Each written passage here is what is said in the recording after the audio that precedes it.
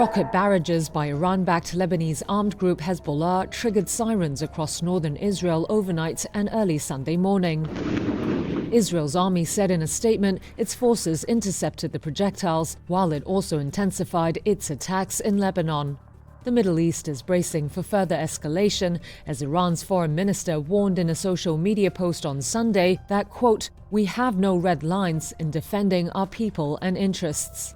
It follows a report by NBC that Israel may be looking to target Iranian military and energy infrastructure in its potential response to Iran's attack this month.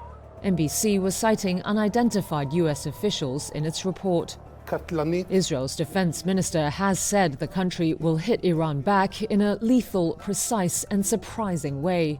According to NBC, the U.S. officials have seen no indication that Israel will target nuclear facilities or carry out assassinations in Iran. It also said Israel has not made final decisions about how and when to act. The report added that U.S. and Israeli officials believed a response could come during the Jewish Yom Kippur holiday. The holiday ended on Saturday with no strike from Israel. Iran's attack on October the 1st was launched in retaliation for Israel's military operations in Gaza and Lebanon and the killings of a string of Hamas and Hezbollah leaders. On Saturday, Iranian Parliament Speaker Mohammad Bakr Kalibaf visited one of the sites in Lebanon's capital that was hit by Israeli airstrikes. Israel's Thursday attack on Beirut killed at least 22 people and wounded over 100. At a news conference, Kalibaf reaffirmed Iran's commitment to supporting Lebanon, saying it was a message directly from Supreme Leader Ayatollah Ali Khamenei.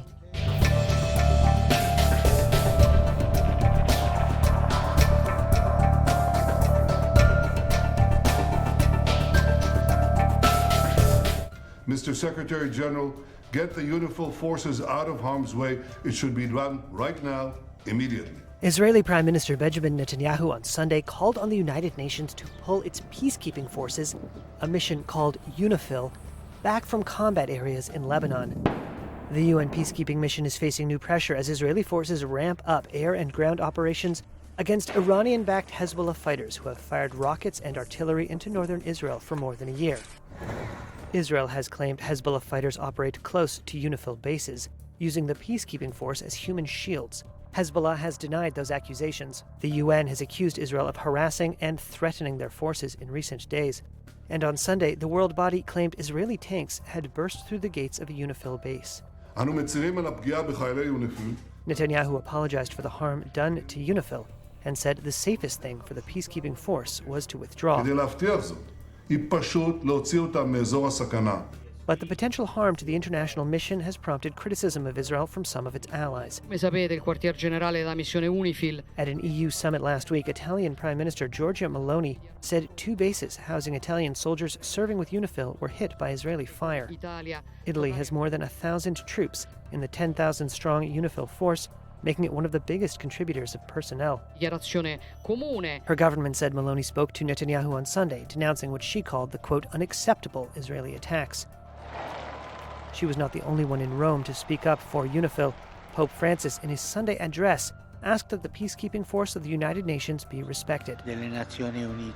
Israeli forces are trying to push Hezbollah back from the border.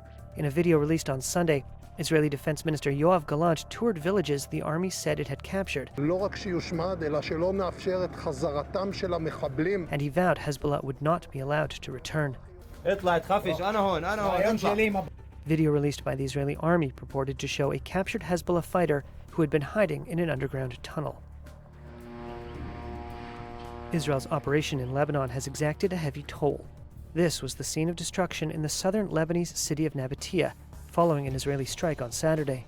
The operation has displaced more than 1.2 million people, according to Lebanon's government, which says more than 2,100 people have been killed and 10,000 wounded in over a year of fighting. Meanwhile, in Haifa, in northern Israel, air raid sirens early Sunday morning sent residents scurrying toward bomb shelters. Israel's rocket interception system left streaks across the night sky.